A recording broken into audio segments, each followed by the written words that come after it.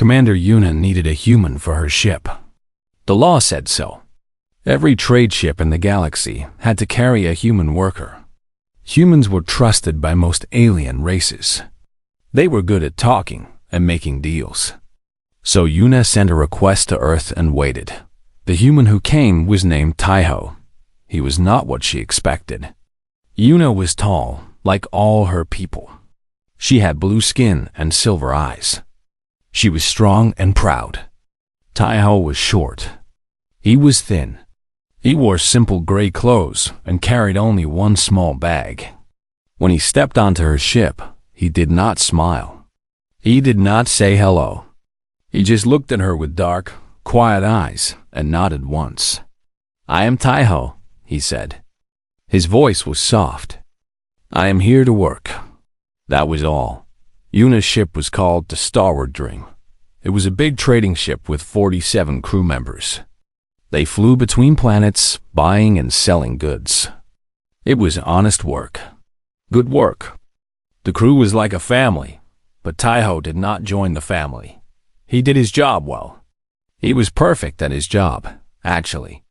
When they met with alien traders, he knew exactly what to say.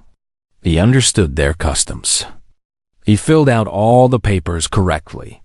He never made mistakes, but he never talked to anyone unless he had to. He ate alone in his room. He did not laugh at jokes. He did not join games. He spent all his free time in the garden room, taking care of small plants he had brought from Earth. The crew felt sorry for Yuna. On her world, a commander often married their human worker. It made the legal papers easier. It helped with taxes. It was a simple business agreement. Yuna and Taiho had signed the marriage contract on his first day, but most humans were fun. They were loud and happy.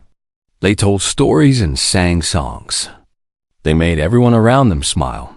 Taiho was like a shadow, a ghost, a man made of silence. "You should send him back," said Hira.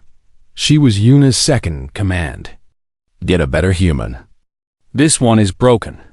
Yuna watched Taiho through the window. He was in the garden room, carefully watering a small tree. His hands were gentle. His face was calm. There was something in the way he moved. Something careful. Something controlled. "No," Yuna said. "I will keep him." She did not know why she said it. Maybe it was curiosity. Maybe it was something else. But she felt like there was more to this quiet man than he showed. Weeks passed. Then months. Yuna learned small things about Taiho. He did not like crowds. When too many people were around, he would find a corner and stand very still, watching everything. His eyes never stopped moving. He did not sleep well. Sometimes, late at night, Yuna heard sounds from his room. Not talking, just movement. Like he was fighting something in his dreams. He was fast. Very fast. One day, a young crew member named Mireille tripped near the cargo bay. She was falling toward the hard metal floor. But suddenly Taiho was there. He caught her before she hit the ground. Yuna had been watching. She had not even seen him move. One moment he was 10 steps away. The next moment he was holding Mireille up. "Are you okay?" he asked the girl. And for just 1 second, his face was warm. Almost kind. Then it was gone. He helped Mireille stand and walked away without another word. That night, Yuna looked at Taiho's official file again. She had looked at it many times before. Each time, she found the same thing. Name: Taiho. Age: 34 Earth years. Home: Earth. Family: none listed. And then, for everything important, the same words: classified. His work history: classified. His military record: classified. His medical files: classified. Yuna was a commander. She had high clearance. She could see files that normal people could not see. But Taiho's past was locked behind walls she could not break. What was he hiding? What had he done? What had been done to him? She found herself watching him more often. In the garden, he talked to his plants in a soft voice. He touched their leaves like they were precious things. He smiled at them sometimes. Tiny smiles that disappeared fast thought he was gentle with living things. That was clear. But there was something else under the surface. Something hard. Something dangerous. WeaponHFY was not afraid. She was curious. One evening, she went to the garden room. Taiho was there, as always. He was trimming a small bush with careful cuts. "You spend a lot of time here," she said. He did not look up. "The plants need care. Is that the only reason?" He was quiet for a long moment. Then he said, "Growing things helps me remember." "Remember what?" Another long pause. "That I can do something other than destroy." The words hung in the air. Heavy. Strange. Yuna wanted to ask more. But Taiho put down his tools and walked past her. "Good night, Commander," he said. And he was gone. Yuna stood alone in the garden. Around her, earth plants grew in their pots. Green and alive and reaching toward the light. She thought about Taiho's words. She thought about his fast hands, his careful eyes, his heavy silence. "Who are you?" She thought. "What are you?" She did not know the answers yet, but she was going to find out. One way or another, she was going to learn the truth about the quiet human she had married. She just did not know how terrible that truth would be. The pirates came without warning. One moment, the stalwart dream was flying peacefully through space. The next moment, alarms were screaming. Red lights flashed everywhere. The ship shook hard as something hit it. Yuna ran to the command room. Her crew was already there, fear on their faces. "What is happening?" She shouted. HIRA pointed at the screen. Raketh Raiders. 3 ships.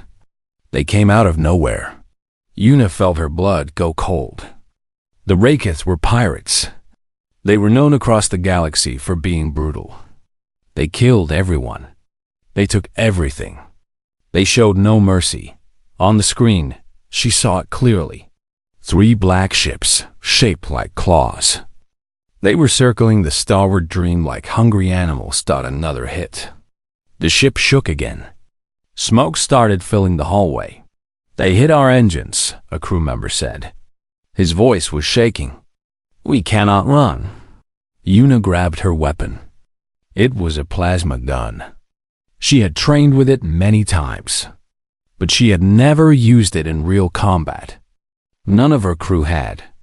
They were traitors, not soldiers. "All crew, prepare to fight," she ordered. "They will board us soon." She knew what would happen.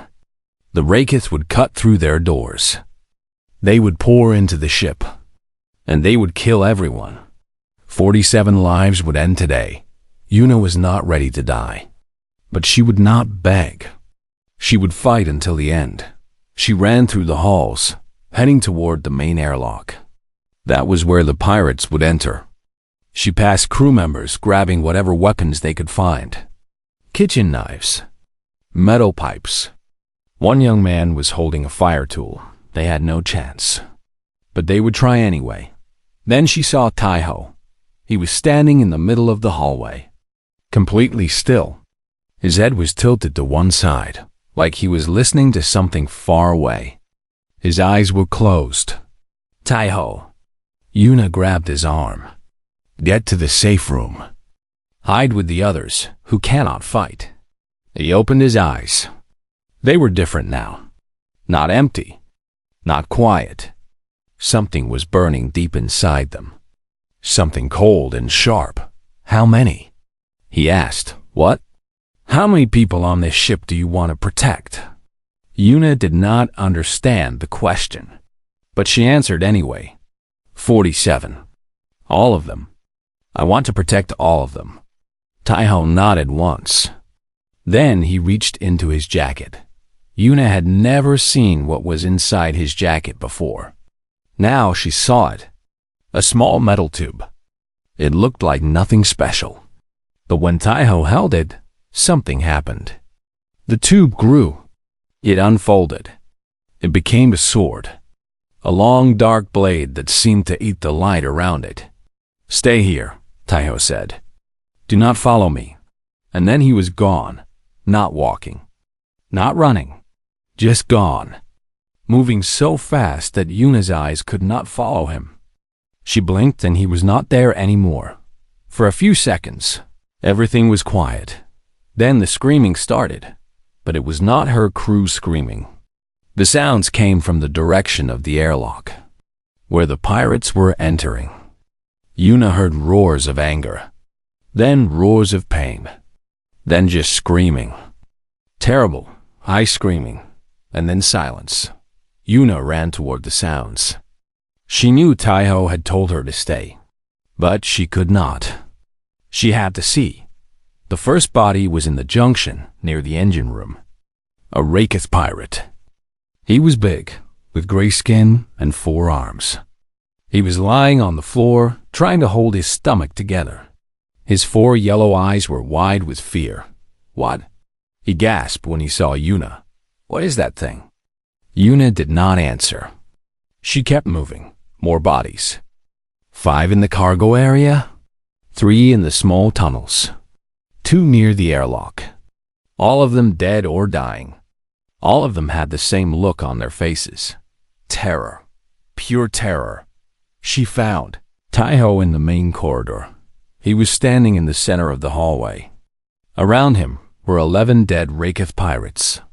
Their blood was purple. It covered the walls. It covered the floor. It covered Taiho's face and hands, but his sword was clean. Perfectly clean. Taiho was breathing slowly, calmly, like he had just finished a gentle walk. On the floor, the last few pirates were kneeling. They had dropped their weapons. Their hands were up. They were surrendering to one man. One human. Yuna could not believe what she was seeing. 23 Raketh raiders. Some of the most dangerous pirates in the galaxy.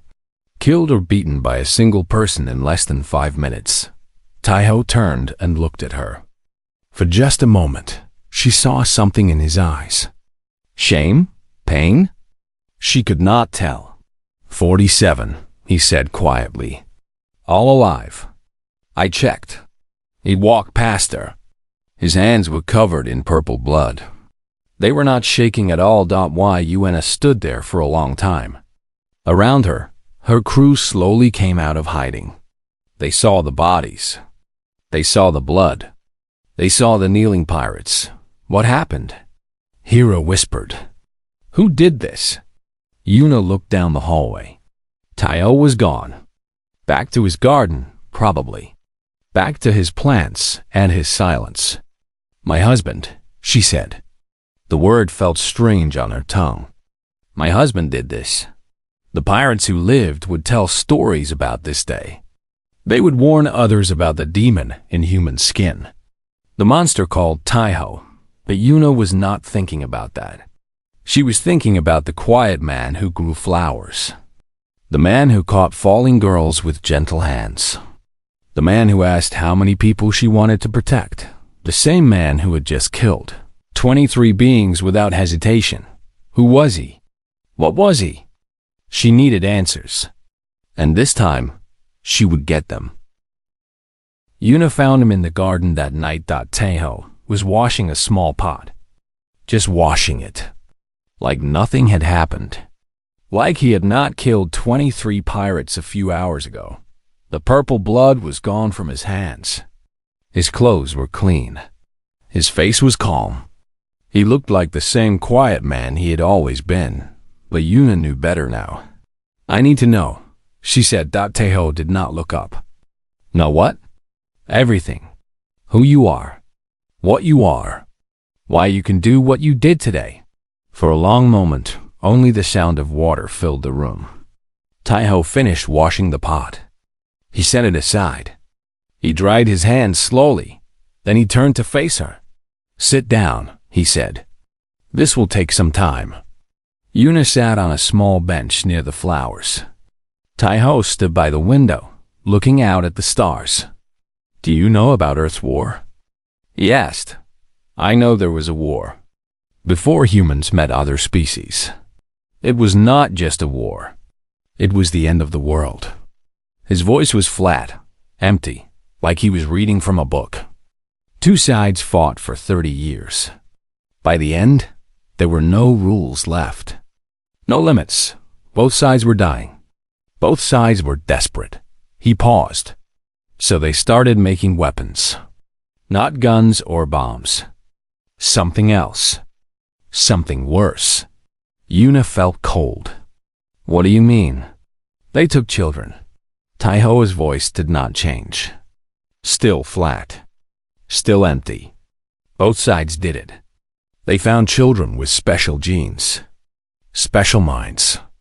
They took them from their families. And they changed them. Changed them how? Training, surgery, drugs, pain. He listed the words like items on a shopping list. They broke us down and built us again. They made us faster, stronger, smarter. They taught us to kill in 100 different ways. They removed our fear. They removed our limits. They made us into perfect weapons. Yuna's heart was beating fast. "You were one of these children?" "I was 6 years old when they took me." Still no emotion in his voice. "I was part of the Korean program. We were called the Goremiya. In your language, it means the shadows. How many of you were there?" 200 children started the program. The training killed most of us. 11 survived to become soldiers. A small pause. By the end of the war, 3 of us were still alive. And now? Now there is one? He finally looked at her. Just me. Yuna did not know what to say. She tried to imagine it. A child, taken from his home, turned into a killing machine, forced to fight in a war he did not start. She felt sick. What happened after the war? She asked. The war ended. We were not needed anymore. A tiny, bitter smile crossed his face. Weapons are dangerous when there is no enemy. The governments decided to retire us. Retire? Kill. They were going to kill us. Quietly. Secretly. They could not let the world know what they had done. What they had made. But you escaped. No, I did not escape. He shook his head. Something else happened. Humans found alien life. First contact. Suddenly, everything changed. Earth needed people who could work in space. People who were already broken. People who would not be missed. He spread his hands. They gave me a choice. Die quietly on Earth, or go far away and be useful one more time. I chose far away. I chose to try being something other than what they made me. Yuna stood up. She walked toward him slowly. How many people have you killed? She asked Dot she needed to know, even if the answer was terrible. 847.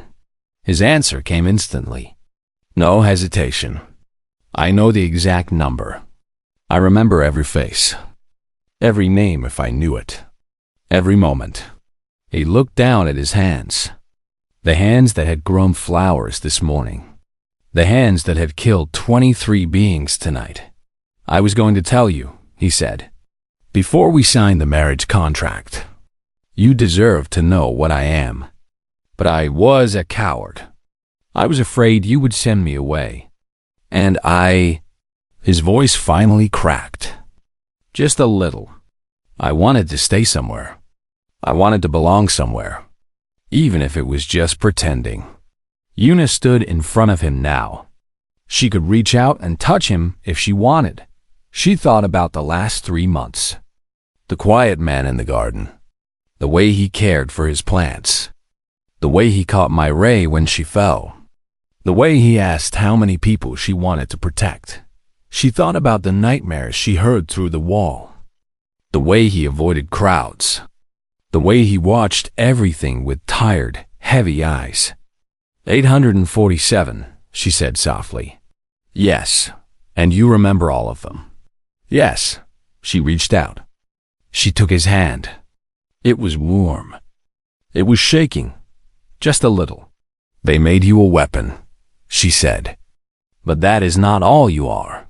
He stared at her. His eyes were wide, lost. I see the way you care for living things, she continued. I see the way you protect people. I see the way you carry your pain without asking anyone for help. They made you to kill, but you chose to grow flowers. You chose to be gentle. That means something. Yuna, you are more than what they made you. She squeezed his hand. I see that. Even if you cannot. Something changed in his face. Not breaking. Not exactly.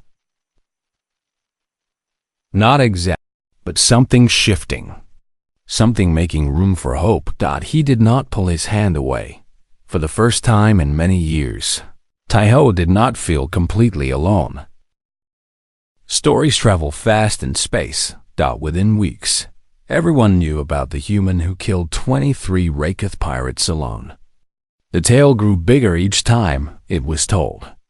Some said he killed 50 pirates. Some said 100. Some said he was not human at all, but a demon wearing human skin. The Raketh pirates who survived told their own stories. They warned their people. They told them about the man called Taiho, the monster in the simple gray clothes. Yuna hoped the stories would keep them safe. She hoped other pirates would be too scared to attack. She was wrong. The Raketh did not get scared. They got angry. 6 months after the attack, Yuna woke to alarms again. But this time, the alarm was different. This was not a pirate raid. This was war. She ran to the command room. Her crew was already there, staring at the screens with pale faces.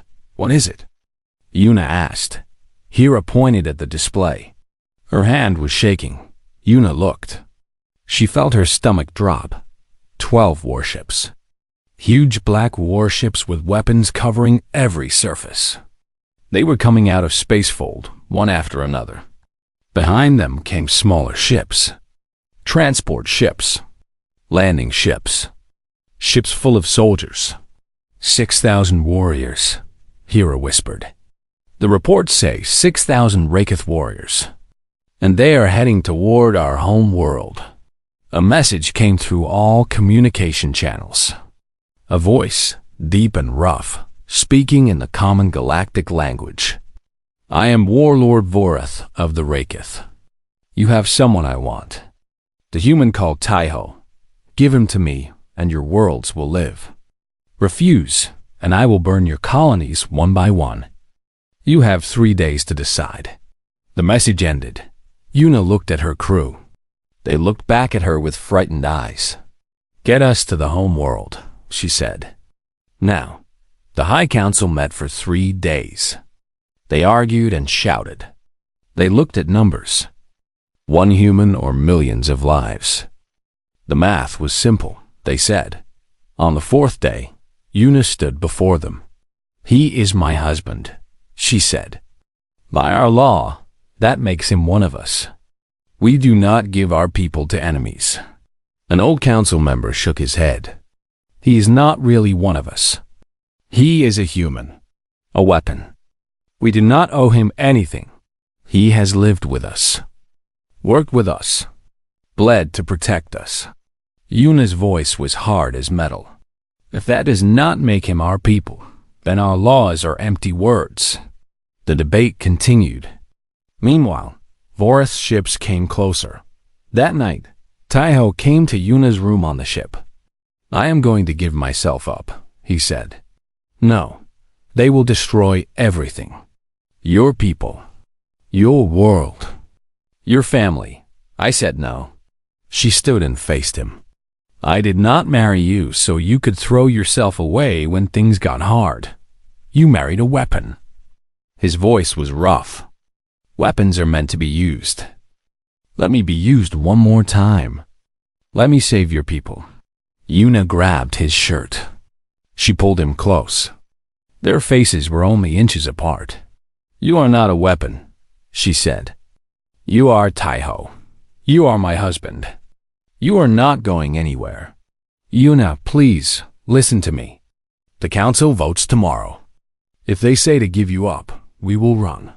Together. I know people. I have hidden ships. We will disappear. He stared at her. You would leave your people? For me? I would leave everything for you. She pressed her forehead against his.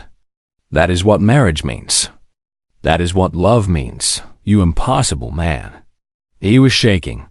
She had never seen him shake before. I do not know how to be loved, he whispered. They did not teach me that. Then I will teach you. But you have to stay alive to learn. The next morning, the council made their choice. The High Elder stood before the crowd. Millions were watching across the sector. Taiho is one of us, she announced. The people of Valoria do not give our own to enemies. We choose to fight. The word spread across the stars. To Varth, to the Rakith. To every species watching, the Valorians had chosen war. For one human, Yuna felt her heart fill with pride. Her people had not abandoned Taiho. They had stood with him. But then something happened that unexpected dot signals started coming in. Ships started appearing on the sensors. Not enemy ships. Friendly ships. First came the human trading ships. Dozens of them, armed with old weapons. Then came human colony ships from 100 different worlds. Then came human fighters, human cruisers, human carriers. Humans were coming from everywhere. They heard about Taiho, Hira said, her voice full of wonder. They heard that aliens were hunting a human, and they are all coming to help. But there was more. 3 small ships appeared at the edge of the sensor range. Fast ships. Dark ships. Ships with no flags and no names. A message came through. Voice only. A woman speaking English in a flat voice. Taiho, this is Sarah. We heard what is happening. Taiho went pale. Sarah, you are supposed to be dead. So are you. So is Mikhail. So is Lilling. A pause. We have been watching each other from the shadows. We did not contact each other. What was there to say? But this changes things. Another pause. Someone is hunting one of us. That means they are hunting all of us. And we do not let our own die alone. Taiho's hands were shaking. But this time, it was not from fear or pain. It was from hope. He was not the last shadow after all. And his brothers and sisters were coming to fight beside him. The human fleet gathered around the Valorian home world. It was not a military fleet. Most of the ships were old. Some were held together with wire and hope. Merchant ships. Colony ships. Mining ships. Ships that had no business being in a war. But every one of them had come. From every corner of the galaxy. Humans who had never met Taiho. Humans who had only heard the stories. They had dropped everything and flown across space to stand beside him. Yuna watched them arrive on the sensors. Ship after ship after ship. Why? She asked Taiho. Why are they all coming? Taiho was standing at the window, watching the stars. Because we are human, he said simply. We fight for our own, always. The 3 shadow ships joined the fleet without a word. They took positions near the starward dream, like guards. Like family. Sierra sent another message. 4 of us. Just like old times. Old times got people killed, Taiho replied. Old times we were following orders. This time we choose who we fight for. Morath's fleet arrived 2 hours later. 12 warships against a scattered group of trading vessels and old fighters. 6,000 trained warriors against merchants and colonists. The numbers were clear. The humans should have no chance, but the Rakith did not know about the shadows. The battle began at dawn. The human and Valorian ships spread out, drawing the Rakith warships in different directions. They fought hard. They fought brave. Many ships were damaged. Some were destroyed. But they were just a distraction. 4 small ships slipped through the chaos. Dark ships. Silent ships. They flew straight toward Varth's flagship. The flagship was huge. A mountain of metal and weapons. 3,000 Raketh soldiers were inside. Elite warriors. The best fighters in the Raketh army. 4 humans entered through a small airlock. What happened inside would never be fully recorded. The security cameras stopped working. The communication systems went dead. For 37 minutes, nobody outside knew what was happening. Then the flagship went silent. The weapons stopped firing. The engines stopped running. The great ship just floated in space, dark and quiet. Taiho walked through the corridors of the flagship. Bodies lay everywhere. Raketh warriors who had been the pride of their people. They had never faced anything like the shadows before. They had never imagined anything like the shadows could exist. Syrah was to his left. She moved like water, smooth and deadly. Mikhail was to his right. He was big for a human, and his fists had broken alien armor like paper. Lilling was behind them, watching their backs.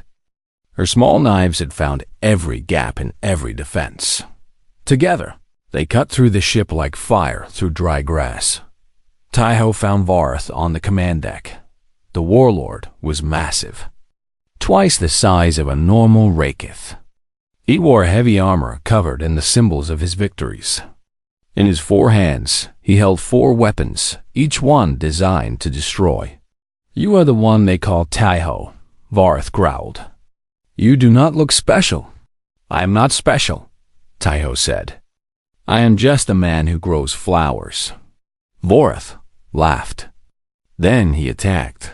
The fight lasted 11 seconds. Taiho moved like smoke. Varth's weapons cut only air. The great warlord could not touch him, could not even see him clearly. Then it was over. Varth fell. His body crashed to the deck like a falling mountain. Taiho stood above him, his dark blade in his hand. He was breathing slowly, calmly, like he was standing in his garden. Through the ship speakers, Syrah's voice came clearly. "Flagship taken. Enemy fleet surrendering." Outside, the Raketh ships were stopping their attack.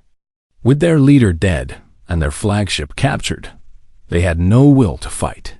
One by one, they raised the white flags of surrender. The war was over. It had lasted less than 1 hour. The galaxy would remember this day for centuries.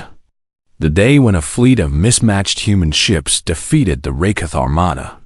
The day when 4 humans walked through 3,000 elite warriors. Stories would be told about the shadows. Legends would grow. Some would say they were not human at all. Some would say they were gods of war wearing human faces. But the truth was simpler. They were just broken children who had been turned into weapons. Children who had survived impossible pain. Children who had never stopped fighting. And today, they had fought for family. Taiho returned to the Starward Dream. He found Yuna waiting for him in the garden. She ran to him when he entered. She held him tight. "It is over," he said. "I know." She pulled back to look at his face. "Are you okay?" He thought about the question. He had killed again today. He had been the weapon they made him to be. Part of him felt the old guilt, the old shame, but another part felt something different. He had protected people he cared about. He had fought beside his brothers and sisters. He had done something that mattered. "I think so," he said slowly. "I think I might be okay." A week later, Taiho was planting something new in the garden. A small tree with white flowers. "What is it?" Yuna asked. "A magnolia. From Korea." He patted the soil around the roots. "They mean strength and perseverance. They bloom even after hard winters." Yuna knelt beside him. She helped him with the planting. Their hands worked together in the soil. "Syrah and the others," she said. "Will they stay?" "No. They will go back to the shadows." It is where we are comfortable." He smiled a little. "But we will stay in contact now.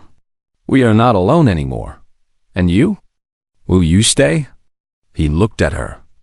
His quiet eyes were warm now. There was something in them that had not been there before. Peace, maybe. Or hope.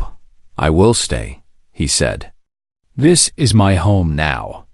You are my home." Yuna smiled. She took his hand.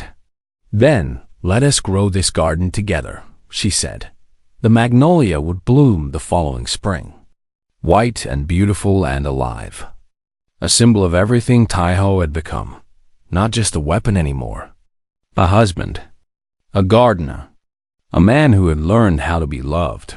And somewhere in the galaxy, other species whispered warnings to each other. "Don't be careful with humans," they said. "Be kind to them, because you never know which one is a weapon. And you never know what they will do to protect their own. The quiet ones," they said, "are the most dangerous of all."